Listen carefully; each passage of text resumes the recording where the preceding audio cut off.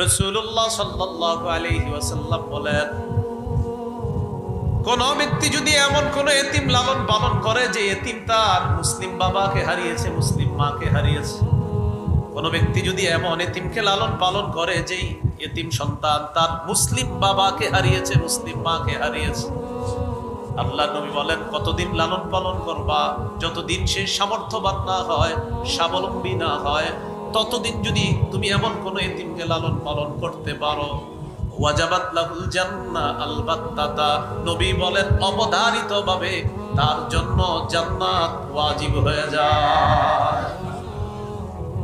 মুসলিম বাবা, মুসলিম মা হারিয়েছে একজন এতিম, আর এমন একজন এতিমের লালন পালন আপনি করলেন কতদিন? যতদিন সে চলতে না পারে, স্বাবলম্বী না হয়, বুঝতে না শিখে, ততদিন আপনি লালন পালন করছেন শুধু রবকে খুশি করার জন্য। রাসূলুল্লাহ সাল্লাল্লাহু আলাইহি সাল্লাম বলেন তার জন্য অবধারিতভাবে জান্নাত ওয়াজিব হয়ে গেছে।